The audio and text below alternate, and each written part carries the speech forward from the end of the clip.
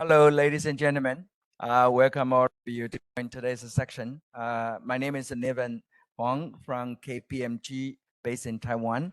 Today is my honor and pleasure to moderate this section. We will focus on the transition towards sustainable transportation and very pleased to have this section and panel we do have several experts from Acer. Then we will address the sustainable supply chain for the computer company. And then we will also have very good, I think, some of the best practice by Acer. And then we have three speakers and panelists. The first one will be Grace Liu, Chief Sustainability Officer of Acer. Grace Liu. Grace has been in sustainability area for quite a long time. She's still pretty young, but quite a long time. That means she has been devoted herself in sustainability when she is pretty young. And second speaker, we have Mr. Ricardo Bernasconi, also from Acer. He is the Senior Director Supply Chain of Acer, now is based in Switzerland. So today he is going to highlight some of the best practice of Acer on sustainable supply chain. And the third speaker and panelist is Hogler, Mr. Hogler Wilhelm. I suppose, hope that my pronunciation is correct. If not, sorry for that. He is the Vice President of the Global Strategic Business Development of KHS. I think it's a quite well known and very big global logistics company. So welcome all of you to join today's section. So first of all, I would like to invite the Chief Sustainability Officer, Grace Liu from Acer, to give us her presentation.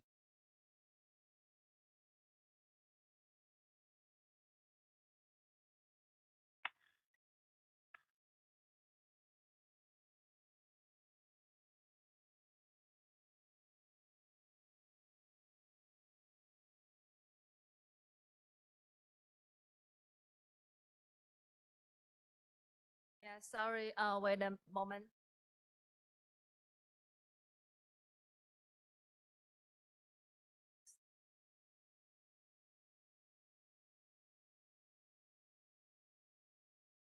Yeah, thank you, Niven. And I'm very glad to be here and on the same stage with you. And my name is Grace, and Chief Sustainability Officer of Acer.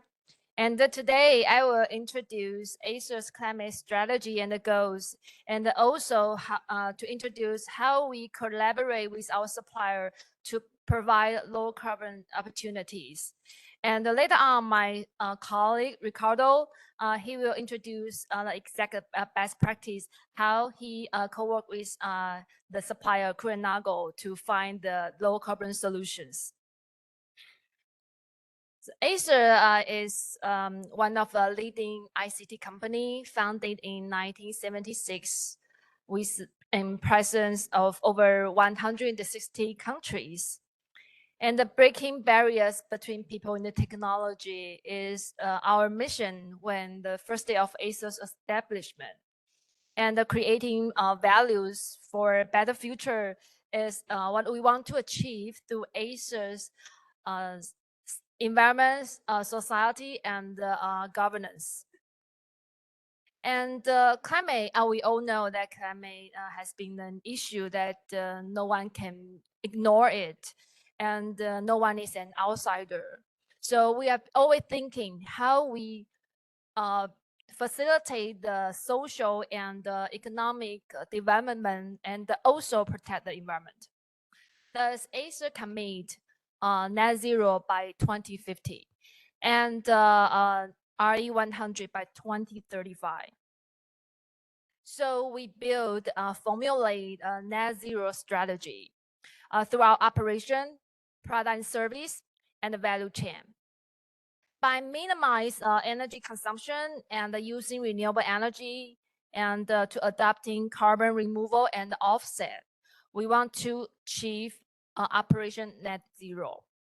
And through providing low carbon product and service, and choosing sustainable material, and providing smart, circular, and renewable applications, we want to reduce carbon emissions through our product and service. Then, of course, continue to cooperate with our value chain. Not only the strategy, we also set goals and a quantitative target into our short-term, mid-term, and the long-term plans. So for our renewable energy, we want to achieve 60% by 2025, 30% by 80% by 2030, and eventually to reach RE 100 by 2035. And for carbon reduction, we will reduce scope 1 and 2 carbon emissions by 50%. Base year is 2019, and 35% in value chain. Base year is 2020. And for our products, we also set goals for our products, and in computer energy consumption, we will reduce 80% for our computer. And for computer and the display product, we will use 20 to 30% PCR plastic to facilitate circular economy. So to achieve such a complex issue, I think we need to cooperate with multi-stakeholder. So we join a lot of international organizations and adopt international goals and standards, such as CDP supply chain, TCFD, RE100. Of course, we also set science-based target aligned with 1.5 degree Celsius pathway. So in terms of engagement with multi-suppliers, actually sub-suppliers are also very a pivotal role in this game. So we engage with our supplier continuously. We developed a very comprehensive suppliers management mechanism, and especially environmental energy plays a very priority roles in our management scheme. So from GHG inventory to, and we require suppliers to reduce carbon emission, set science-based target aligned with TCFD. We lead the suppliers to climate to take climate actions, and also align with global norms and standards. So except requirement and the rules, we also think to cultivate the culture is very important. So since 2017, we start in internal initiative named Project Humanity. We start to encourage our employees to participate like a more eco-friendly lifestyle, and then to explain to their professional role when we have a campaign, every decision counts. Since it echoes a very loud echo, so we expand our impact to our supply chain. So we launch an initiative named Acer Earthium. Earthium means Earth and a mission. And it means we have missions with our suppliers. We encourage them to devote it into their missions, including product design, packaging design, production, recycling, energy, and logistics. So those internal Project Humanity initiative and external Earthium initiative, those are our foundation that make Acer to build our eco-friendly product, Vero.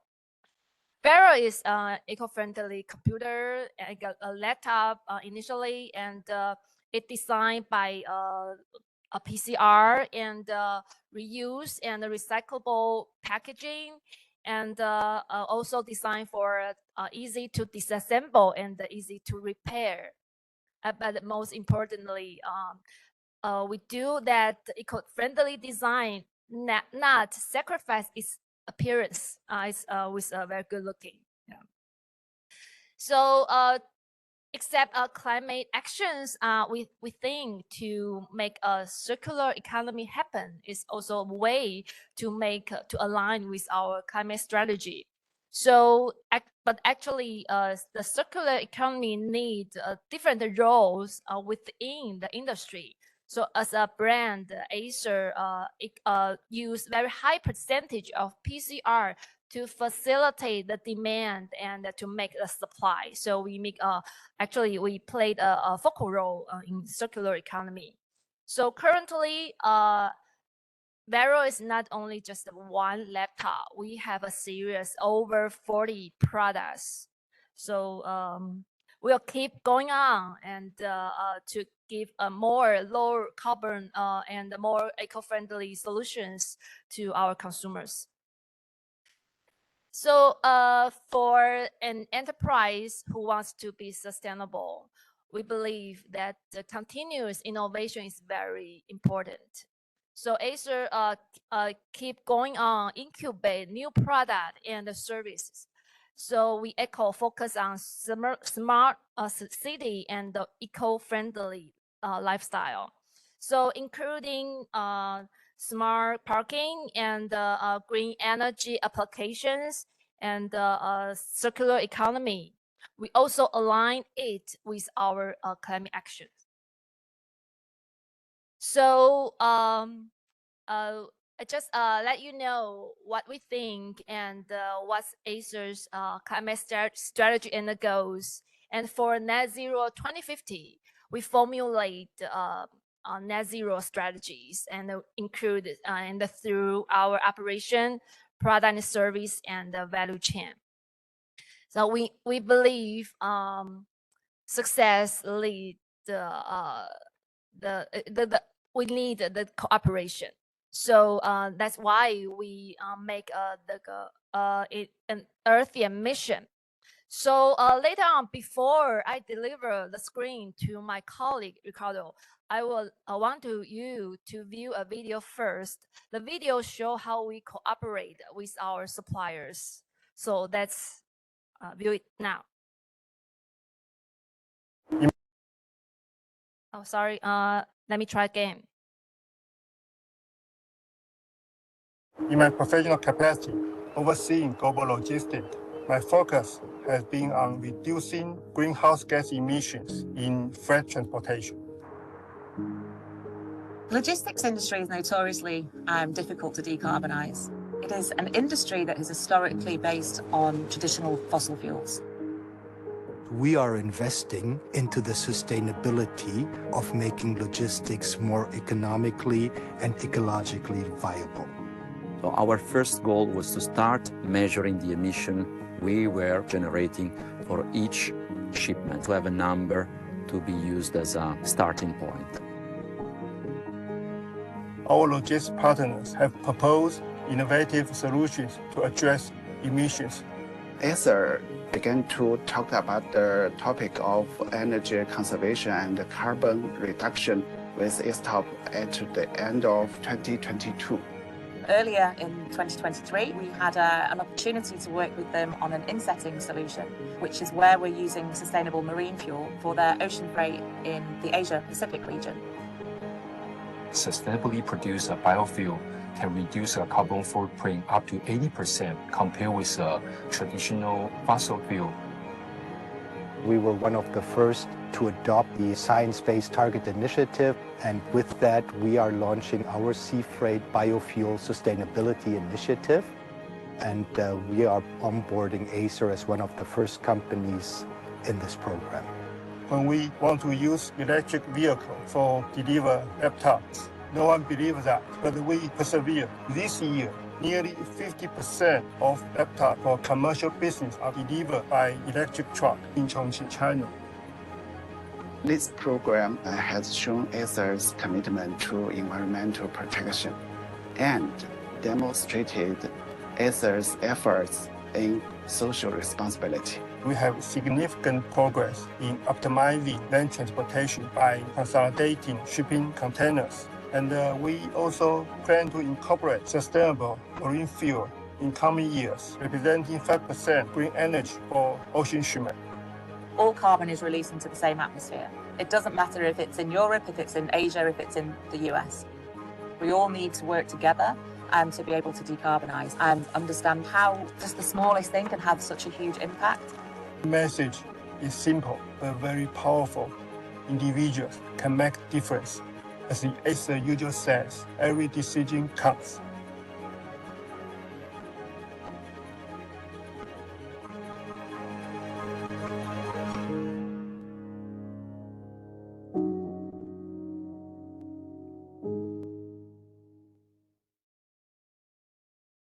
Yeah, and I hope you enjoy the video. It's a progress and the process about how we engage with our suppliers. So, okay, I will pass the screen to my colleague, Ricardo. So, hi. Ricardo? Hello. Hello. Yeah, good, good. How are Do you? you see? I'm good. I'm good. Okay, okay, good. So good So the afternoon. Okay, the screen is yours. Thank you. And I was just setting the screen. So good afternoon, everyone.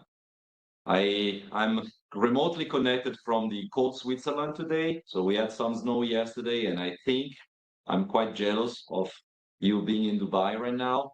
So I'm Riccardo Bernasconi, Acer EMEA Supply Chain Senior Director, and I'm part of this beautiful journey with the Acer team many years, and also nice to be here presenting you what Acer is doing in the sustainable logistic world.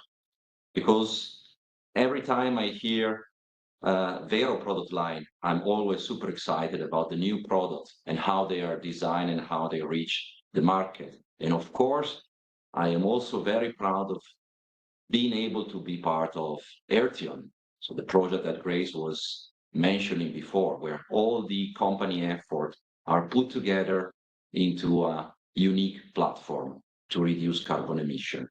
And logistics plays a key role into this, as transportation is responsible for significant global carbon emission. And let me tell you how we could bring our contribution, and actually how are we doing this with less carbon emission and with cleaner carbon emission. When we say less, we think about a conscious utilization of the different mode of transport we have. And when we say cleaner, it's basically start identifying which alternative the logistic industries offer to have more sustainable fuels to be used. So let's consider the current situation we are in. Every day, tens of thousands of Acer products make their way to consumer hands. Acer strives to reduce the volume and the weight of each packaging to optimize the transportation and make it more efficient, reducing the CO2 emission by single piece. And to move the goods from the Far East, where they are produced, to the EMEA region, where I'm responsible, we are proud to say that the most used mode of transportation is the ocean freight. The ocean freight is the lowest well-to-wheel CO2 emission per kilogram and kilometer. It follows strict regulation issued by the IMO that is steering the industry into lower emission solution. And as alternative to reach and to gain speed, we've been the first one to introduce the rail freight from China to Europe. In early 2010s, I think Acer was one of the few pioneers start exploring this alternative logistic solution. And since then, I think we contributed to save a lot of CO2 that otherwise would have been permitted for air freight.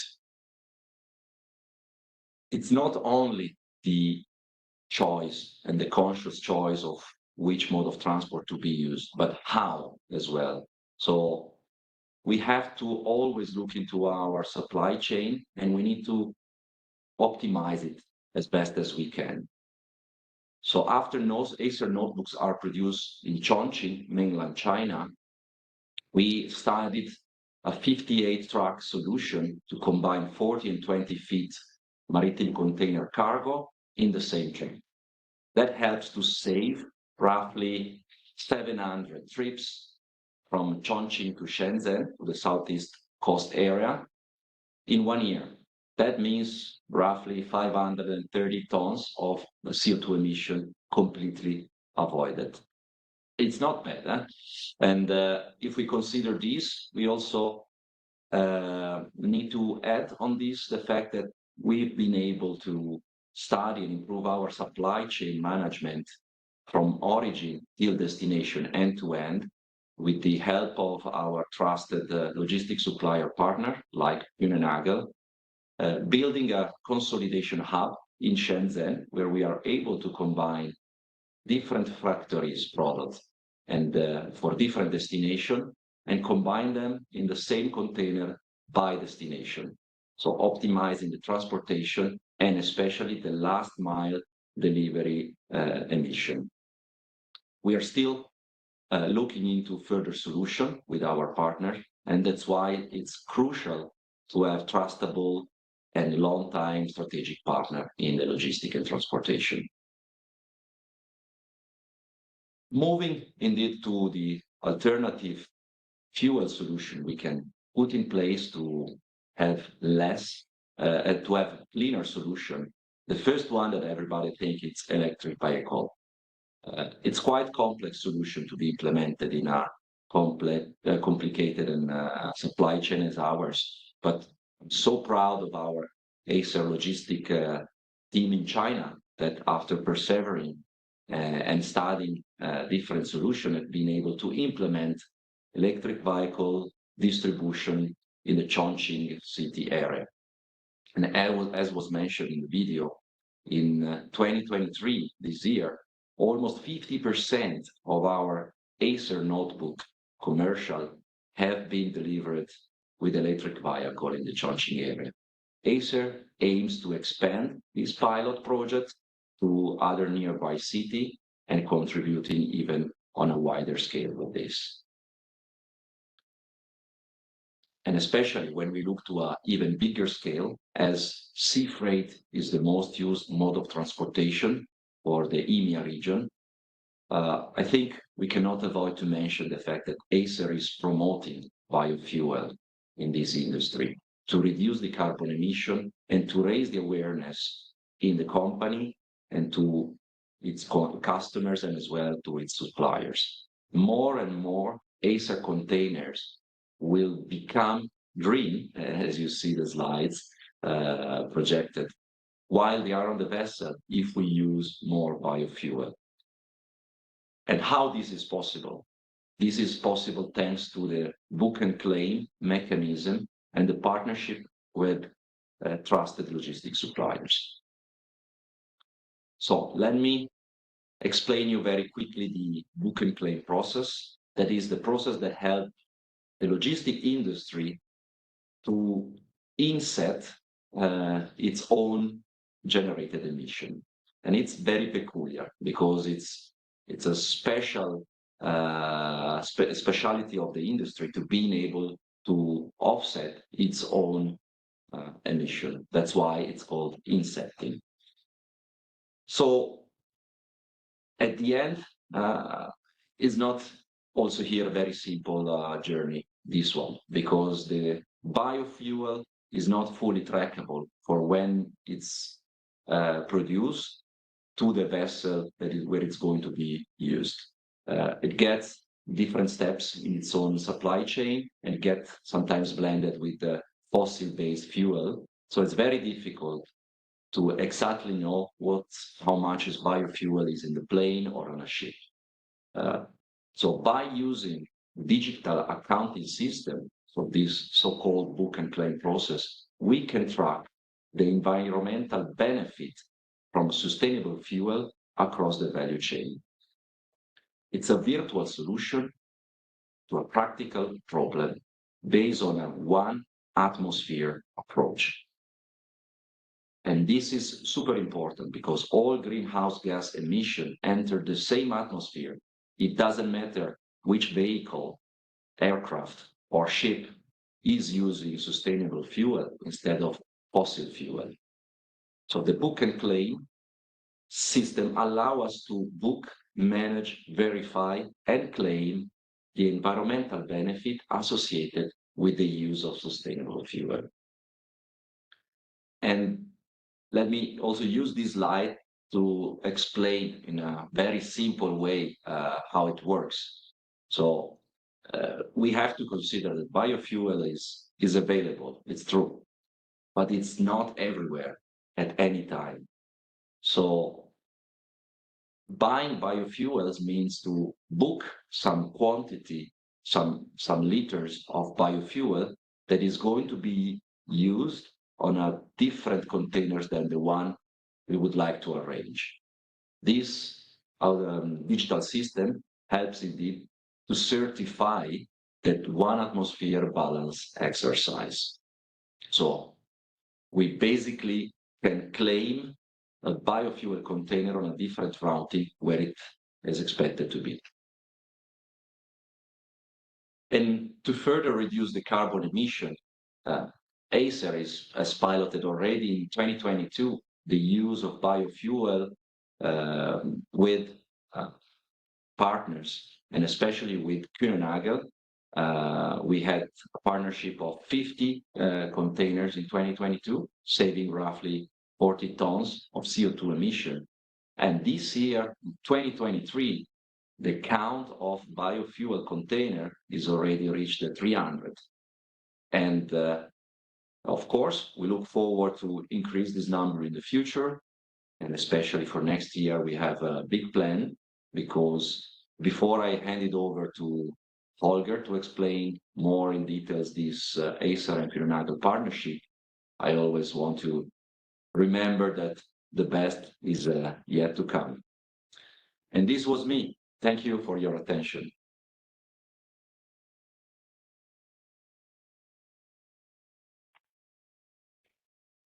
Thank you very much, Ricardo.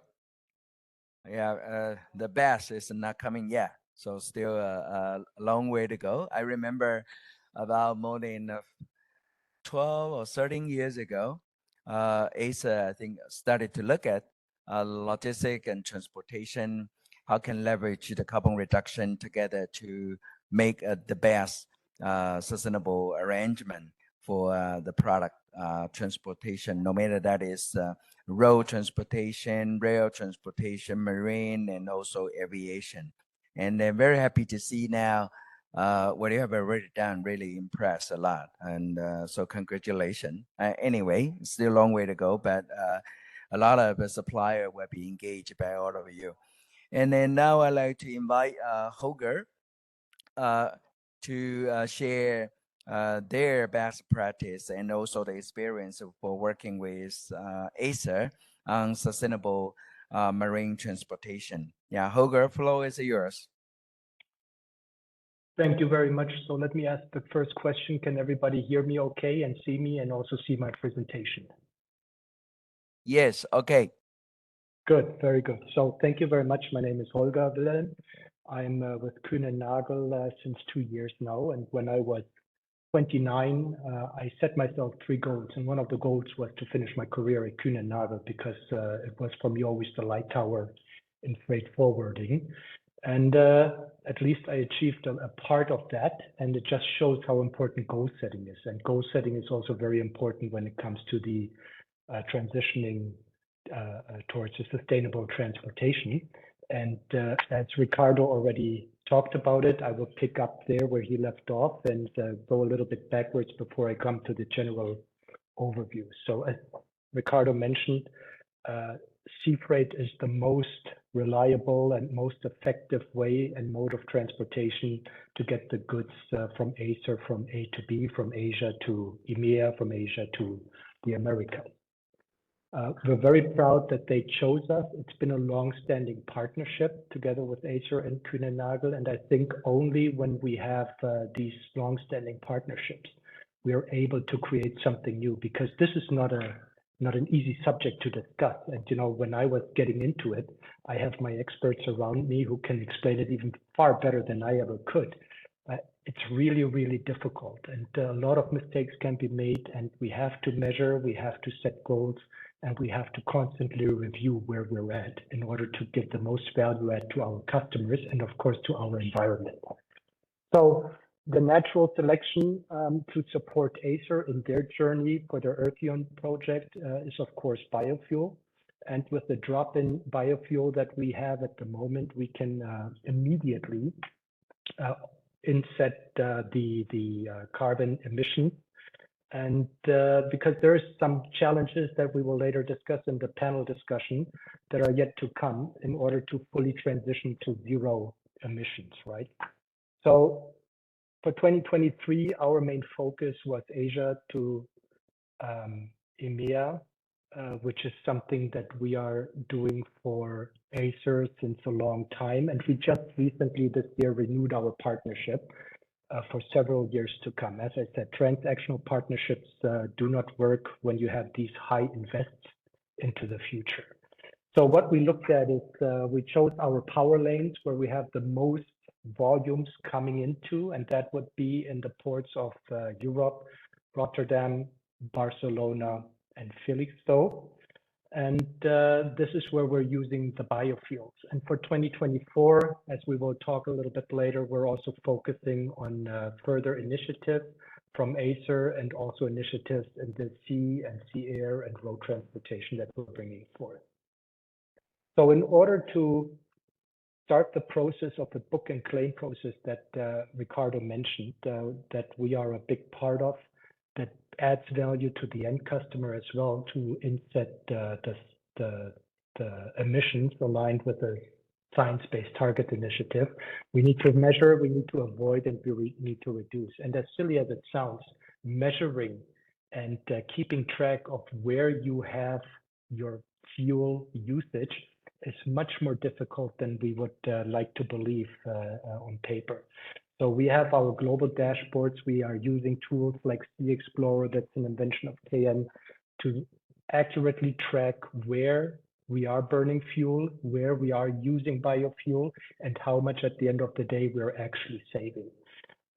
One of the best ways, of course, is to avoid fuel altogether, and Ricardo talked about it, about the consolidation centers in China, the modal switch to train. I will show you another example later on when it comes to air freight and where we can utilize the sea freight as well. And then, of course, we need to reduce in order to inset. And we are talking about the sustainable marine fuel. We are also very much advanced in the sustainable aviation fuel and hydro-treated vegetable oils for road freight. And then, of course, in the offsetting side, we can plant trees. We have big tree plantations in the US, for instance. We use solar and so forth. So in the book and claim process, it is valuable and mandatory because it is being governed by rules of law that we need to document exactly what we are using. Because as I said, it is still very difficult, and maybe people understand different things under how to be environmentally active and how to avoid inset offset. So we are documenting everything, that we are not using non-toxic, biodegradable and renewable energies. It is fully traceable. We are not using food for oil as it was done in the past. We are not impacting any farmlands to subsidize the fossil fuels, and we are documenting it. And at the end of the day, our customers can declare their carbon avoidance with us. But what led us to this? So our leadership and our new CEO, Stefan Paul, for Kühne + Nagel had a vision that we want to become the most trusted supply chain partner, supporting a sustainable future. And in order to get to that vision 2030, we have a roadmap called 2026, and it only has 4 points. So it keeps us focused on our goal setting and makes it very easy to understand also for our customers, our investors and shareholders. And it consists of the Kühne + Nagel experience, the market potential, the digital ecosystem, and of course, what we're talking here today is the living ESG. And we're specifically focusing on the S, the sustainability part. So we are guided by the Science Based Target Initiative, short SBTI. And we at Kühne + Nagel believe that the Science Based Initiative is a real driver for corporate. My apologies, I just switched. I'm back, I hope. Is a real driver for the corporate and voluntary climate action because it is transparent and a robust framework based on scientific evidence. And the more people use it, the more we are aligned, the more we can create value at the end of the day. So it's a growing global movement, and today covers about 1/3 of the global market capitalization. And we, as Ricardo and the EMEA headquarters, we are based with our global headquarters in Switzerland in the beautiful snowy Schindellegi. And we are listed on the Swiss Market Index, the stock exchange. And 15 of those 20 companies listed on that SMI are also following the Science Based Target Initiative. So it shows that more and more companies are committed to reaching these goals together with us. And that's the only way we can achieve it, through partnerships. So what does our Vision 2030 mean in numbers? And it's always hard to discuss numbers because we, as I said in the beginning, we have to measure the numbers and then we have to sometimes reset and see what is feasible and what is possible. Because we as Kühne + Nagel, we are a low asset company. That means that we don't invest into our own transportation. We utilize carriers, we utilize air freight companies, we utilize road companies. So we have to work together according with governments in order to push one agenda forward. So our CO2 reduction goals are based that until 2030, we want to have an absolute reduction of 33% in the total emissions, which involve the scopes 1, 2, and 3. And that's against the baseline of 2019. So basically, just 11 years to reach those goals. Then we will have zero waste landfill until 2023, and we are reducing the clean water consumption by 2030 as well. And as a logistics forwarder, we are using the 3 main drivers: air logistics, road logistics, and of course, as we discussed, sea logistics. Air is fantastic if you need to get things moving quickly. Road is extremely vital for the final mile delivery to the customers, and sea logistics, of course, for the mass transportation over long distances. In air logistics, for instance, we were the first transatlantic shipment company that had transported 100% of SAF-powered flight, the sustainable aviation fuel. For road logistics, we are launching the carbon insetting for the hydrotreated vegetable oil in the electric trucks. And sea logistics, we are using biofuels, which, as this next slide can show us, is a bridging solution. Because one thing is clear, science is always fluid and changing, and we need to see what engineering can develop moving forward. But right now, the drop in biofuels, what we are adding in sea freight and in air freight and in road, are the ones that are giving us a very fast return on decreasing and avoiding CO2 emissions. The future will look maybe synthetic fuels. We don't know yet, but we have to keep close to the market to change an ever-changing environment to be able to adapt to the new structures. So just to give you a quick overview what we do in road, for instance, we have zero emission vehicles, we have electric trucks, we have solar panels on trucks. This is all part of the offsetting. Then we have our warehouses globally, which we are all adapting to with solar panels. The purpose is, of course, to reduce the environmental impact, to create energy production that we can go back into the net of the energy companies. We are avoiding water efficiencies, and we are going with low carbon transports between the warehouses, all in an electrical manner to improve the CO2 emissions. One interesting aspect that Ricardo mentioned is the train, the rail from Asia to Europe, which is currently not always usable because of certain political restrictions. But what we are also using since quite a long time, and I gave you an overview here, is the air-to-sea air conversion. So what it shows, not only on the left axis is the cost per kg, but also the transit time on the y-axis below. And we see that even though air freight is the fastest transport vehicle, shipped the slowest, if we do a combination of sea air, and usually we go from Asia to Dubai, and then we load it onto planes to come to Europe, to Paris, to Frankfurt, and so forth, we still save about 100 tons while using only air freight. This is, of course, anybody who's in the high-tech business, important when you have certain sales, certain emergencies where you need to move your products in a faster manner. So the only way we can achieve this, of course, is through partnership and together. And this is why I think we're proud, and it works, that Acer is one of the first companies we started this journey with, because you need a lot of collaboration along the supply chain, especially when you are a non-asset and low-asset company. We need robust and recognized accounting processes for the book and claim, and we need emission transparency for the low-carbon transition, but does not replace any need for real actions moving forward and to continuously improve ourselves. So with that, I thank you for your time, and I hand over back to Neven, please. Thank you very much, Holger.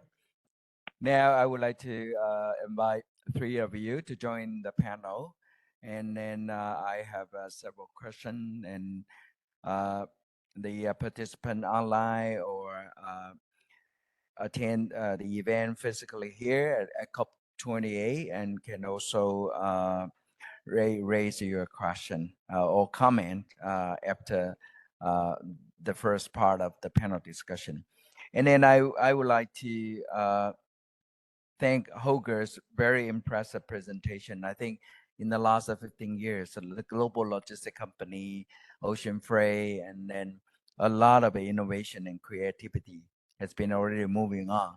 And then along the value chain of the global logistics, I think you also have already done a pretty good part. And then you, a supplier of Kuehne + Nagel, also need to do their part. So the whole value chain, based on the very close collaboration, I think we can make things happen to make the global logistics much more cost-effective, much more efficient, less carbon emission. And I believe that in the near future, maybe more and more, a lot of the circular innovation will be also the case. So I think we are moving forward that direction. Of course, a lot of challenges is still there too. So I would like to ask the first question to Grace. Currently, net zero is the common goal for all of the big companies, small and medium size, can leave no one behind. But currently, could you please share with us, how does Acer drive low carbon partnership in the supply chain? What have you done? What do you plan to do? And then can you give us some more insight about that?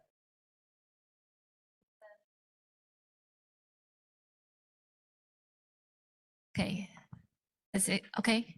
Thank you, Niven. Yeah, I know it's a very important questions that a lot of people want to know how to collaborate with suppliers and how to reduce scope 3 carbon emissions. And in the company internally, actually Acer regard the suppliers actually as our employees. So we do the same thing that internally and externally. So for supply management, we also do a top-down and also bottom-up management mechanism. So for top-down, we set very comprehensive management scheme, including governance, environmental, and social. And for governance, we focus on the suppliers, how to they also manage their suppliers, and how to transparency disclose their sustainability data and informations. And for social part, we focus on how to treat their suppliers very well and their workers very well. And we follow global norms and standards like RBA, RMI. And importantly, for climate, we focus on the energy and the climate management. As I just said, we adopt the global norms like CDP and CDP supply chain and TCFD, SBT. So we have very comprehensive, clear requirement to our suppliers. But for button up, because we believe the the internal like initiative from the mind, from the button will make a lot of change. So that's why we launch the Earthium. And I also want to mention that for top-down management, I think except very clear requirement, I think we still need some measures about like what level that supply has down. Like we launched like scorecard mechanism. We have launched over 10 years, including what I just said, the ESG part. So we score them and put the score into our QBR quarterly review meetings. That's the one part of our how Acer decide who we want to cooperate with. So I think for Acer, I think we from top down, from bottom up, that's how we cooperate and manage our suppliers. Yeah, thank you very much. And I also know that Acer has already conducted a lot of engagement activity with the supplier. I think is all kind of a supplier. I think for logistic issues, because it also involves a very different kind of vehicle, aviation and carrier, and also some of the vehicle. So sometimes it's a very different, quite strongly dependent on the local infrastructure and also the company. So I would like to ask one question, Ricardo, maybe later, Holger. Based on the past several years' experience, could you please just highlight us when we want to achieve a low carbon transportation in our product logistics, what is the most significant difficulty and barriers up to now you think that has been already very obvious or the most material? And then based on those kind of challenges or difficulty identified by you or prioritized by you, do you have any some corresponding solution how to work it out? So can I have Ricardo to share first? Yes, sure, Niven, and thanks for the question. I think it's a big topic. If we mention the challenges that we saw and that we overcome in the past years to implement this. The first one I want to mention is to measure really in a reliable and recognized matter the CO2 emission generated by transportation. And I think this is also some data and big data that you need to start collecting as a company and studying and using them also to predictive CO2 emission from future and expected shipments. So this is a big challenge because it's something new. It was not in the design phase many years ago. And the challenge is really to put it into place where it was not designed originally. So the transformation and the fact that we have new parameters to make decision is the biggest challenge because it requires an adjustment on what we have already in place. As well in the mindset. So we need to start including sustainability more in our decision making. And it's not only lead time, cost, and flow optimization. This is, of course, started years ago, I have to say, but the way we are keep on studying and evolving in this one, is remarkable because now there is much more literature, there is more knowledge, there are more services for companies that are already on the business for many years to support them into the transition. I think also there are some choice that the company have to make, how to measure, which measure to use, and how to communicate this measure. Well to will is one way of that we chose to present our CO2 emission, but there are many other different, and it's all about what do you want to say and how much transparent you want to be. I think we need to be very careful. We don't have to rush to make the wrong steps. And I think the steps we are doing are the right one. Of course, as a company, we need also to have expertise and knowledge of what we are doing. And for this one, thanks to Grace and thanks to the partner we are choosing, we have the best coverage of the most advanced solution. So this, in a way, was the solution we took in the past to also overcome the difficulties and the challenges in implementing sustainability. And I think long partnership, strategic partnership with the institution, with the suppliers, like the one we have since many years with Kühne+Nagel, are also key to help us in getting to the solution. And I'm not sure, Olga, if you want to add more this way. Perfectly said. I mean, aside maybe from the mindset that you mentioned that a company needs and that we all, as part of the environment, need, not to view sustainability as a strategy, but as a mindset, as a culture.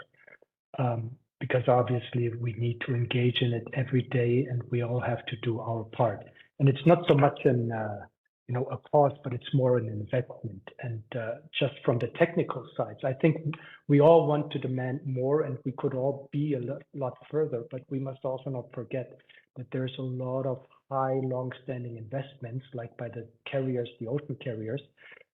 We can't just switch out the engines and then use biofuel from one day to the other. We have to use it as drop-ins. These things need to have the return on invest. They need to drive a certain amount of miles on the sea in order to gain the capital that was invested to them. And that is a fair point, because otherwise people would not be so kind and invest in the sustainability aspect. So we need to have a little bit of patience. I know the youth in our generation, they're always demanding the impossible, but we as the adults in the room, we also have to channel that ambition and communicate and over communicate on how we can achieve our common goals. Yeah, thank you both of you. I think what Ganesh get done about more than 15 years ago in the global logistic value chain. It's very difficult to get the detail and precise carbon emission data for decision making. And right now, thanks for the past 15 years of reporting global development, more and more, much more accurate, trustful data can be leveraged by our further utilization for decision how we can better design the best logistics arrangement. And then as the brand name company like Acer or Kunago, we don't ask and then no data. We ask and the data will come out, and then we keep asking and the data will be improved. And then the decision making will be much more highly trustful based on those credible data. So I think, thank you for your comment for that. And then I do have another question is regarding to the marine transportation, comparing to the aviation. Now the global has already have a very clear roadmap for using the sustainable aviation fuel. And then how about the sustainable marine fuel for the marine and ocean freight? So can I have a Holger to give up to some of the insight about the latest development on this issue? Yeah, I mean, there is a reason when you look in our logo that there is an anchor. So we were founded on the ocean freight business. And as Ricardo mentioned earlier, it is the most important mode of transportation because it's just a mass transportation vehicle and it gives you the best return on invest. I think we all recognize, and as I mentioned in my presentation, 1/3 of the companies are developing the market capitalization already with the sustainability aspect. We need to understand where the journey takes us. So marine fuel, the newest ones, we have, depending on the live feedstock, we can reduce maybe 90, 91, 92% of emissions. But we can't stop there. We need to understand where the whole economic investments are going to go so we don't lose track and that we take everybody along on this journey and show them how necessary it is to invest. And I think marine biofuel gives us the best possibility at the moment because it's a drop in fuel. It's not going to be the end. It's just a bridge solution. And at some point in time, our colleagues from the engineering departments, they will come up with better and further advanced technologies. As I mentioned, maybe some synthetic fuels, just like the automotive industry is looking into. So I think the journey is very long. It's very complicated. It's very dense. But setting your goals and setting your visions to be part of that journey in sustainability keeps you clearly focused and very straight aligned to the trends to come. Thank you very much. How about you, Ricardo? Oh, I think as well, it also has to be considered that the maritime industry is already following a very strict discipline by itself already. It's not just driven by single customers, but there's a full, let's say, set of rules and of targets for these years and also for the future, where each carrier and the global fleet of container vessels will have to improve against the emission that they are making. So on top of being already efficient, it will keep on improving by itself. And I think with the communication and with the fact that we will also raise more awareness, the biofuel and the other technologies that will come in the future will really become more demanded by customers. And customers of the carrier are Kühne+Nagel or ourselves. What is the next step to be done is, of course, make also final end user of the product that are shipped by those vessels aware how the goods are moved, how the goods are shipped, which way of mode of transportation, and which sort of emission they are generating.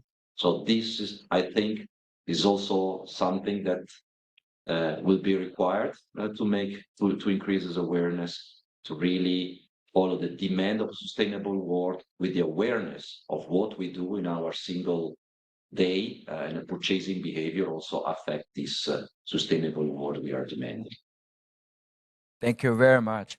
I think we still have some time, so I would like to come back to Grace to ask one question, and then also come back to both of you regarding to COP28. Actually, today's event, the pavilion is located in one of the building within the blue zone of COP28. And then ASA also spent a lot of effort for being here, not just only participate at COP28, but also have some business development activity in Dubai. So I would like to come back to Grace. Could you please share with us what is ASA's activity during the period of COP28? Thanks, Stephen. This year, actually, our focus is learning and sharing. So, accept me to share ASA's climate strategy and goals and how we collaborate with our suppliers.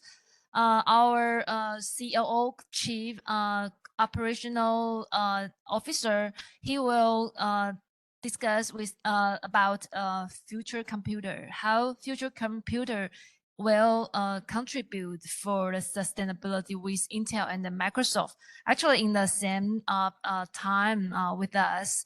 And I think a lot of people are eager to know how AI can contribute to resolve climate problems, and how computers can how to reduce more energies, or how to reduce carbon emissions, and how to adopt more sustainable materials. On top of that, actually, we will host a global press conference on December 6th in Dubai as well. So we have a theme, conscious technology. We will share and build our sustainable vision about how to reduce carbon emissions, how to provide more renewable energy applications, and of course, the technology innovations. I'm quite exciting that I'm also invite all of you online. You can join us through live stream, and please check or search Acer Conscious Technology, and you will find the access. And welcome and join us through online stream. Yeah. Okay, thank you very much. I think a lot of information will be available on ASUS website. Then I would like to have one question for Rebecca, Ricardo and Holger regarding to the COP28. I think in the logistics and transportation sector, we know that the climate change, a lot of unexpected weather event or getting worse signal will be covered by the leading media in Europe. I think you may already review it. So based on the current the global warming and climate change, the whole situation seems to still getting worse, not getting better. So do you think that the COP28, what kind of impact to your sector or to Ricardo's your core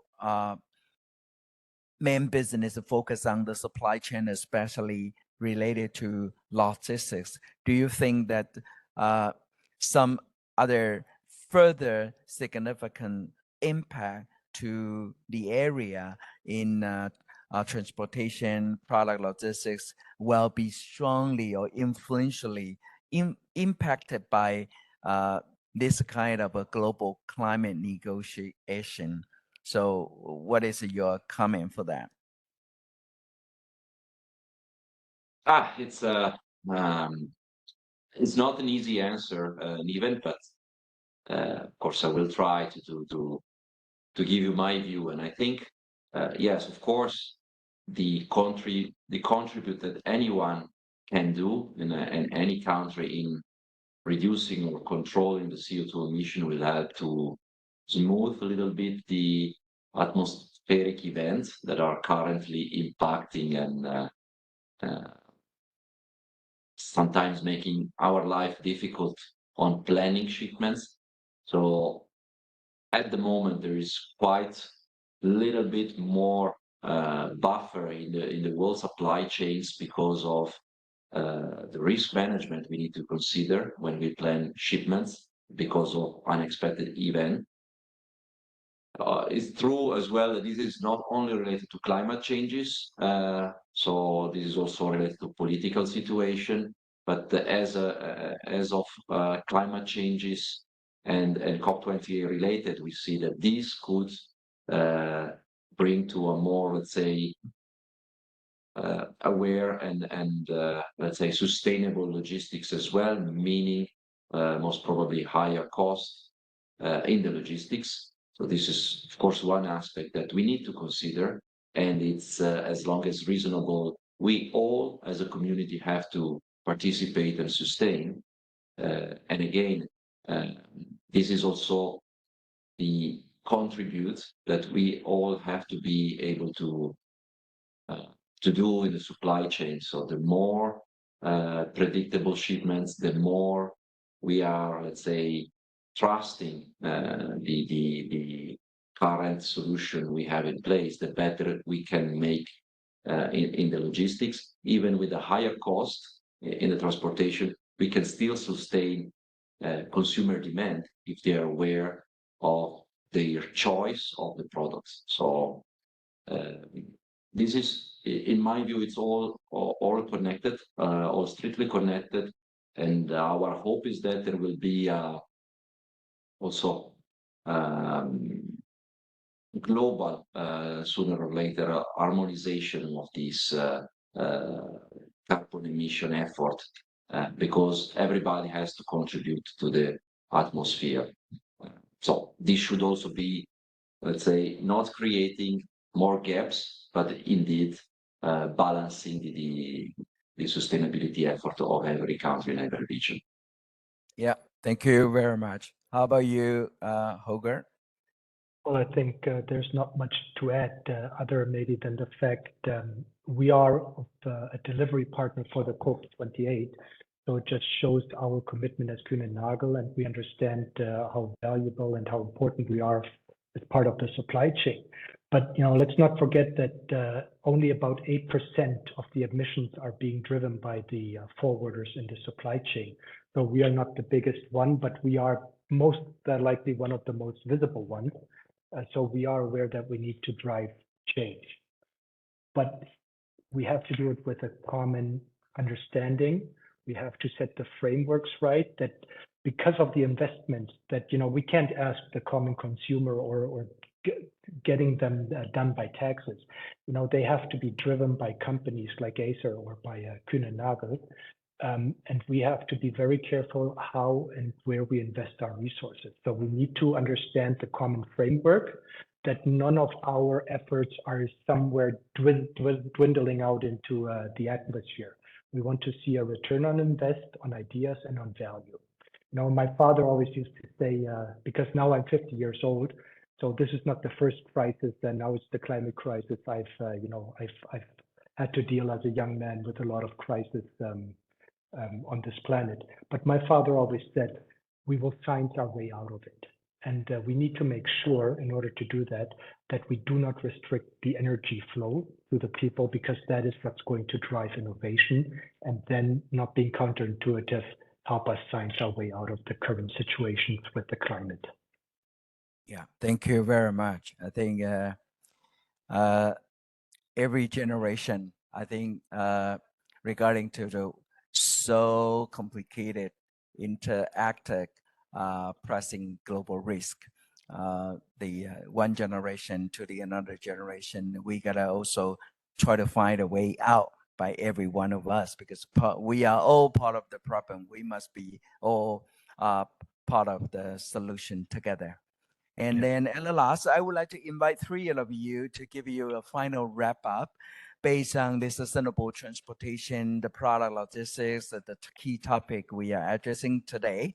What will be your final call to the participants or the business community or the global supply chain to focus on more in the near future? So you can give us several key points from your advice, so then we can close today's section. So I would like to invite Grace. Could you please go first?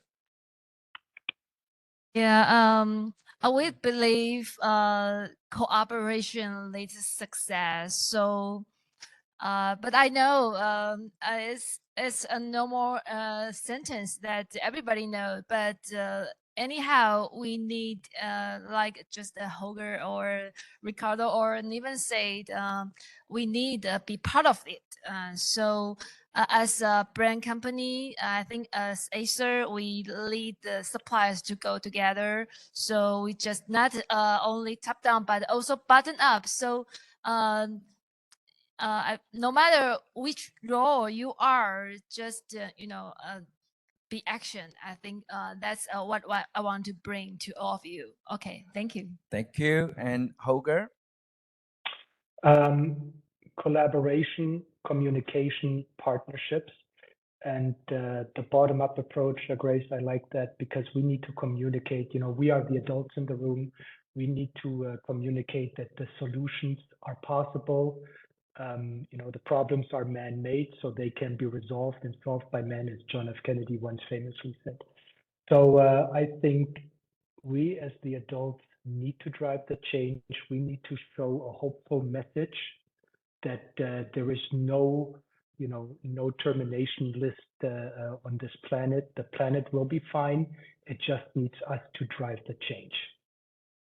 Thank you very much. Ricardo, please. And yeah, of course, I cannot disagree with Holger and Grace. And my view is we as leaders in leaders company have really a big important role into this, and our personal and professional ambition is to really move forward in the sustainability of our own industry. And also another message, if you allow me, and even is also to everyone as a consumer in our consumer and buying behavior. We really need to be more keen into looking into the details and the data of the product we are buying. A sustainable product usually comes from a sustainable company that is looking forward for a sustainable transportation and is surrounded by sustainable partners. This is the case for Acer and Kühne+Nagel, and this for me is also really a key element for the society around us, and when we from professional becomes also normal individual and behave, let's say, in a normal day. Yeah, thank you very much. Just what you all has already emphasized.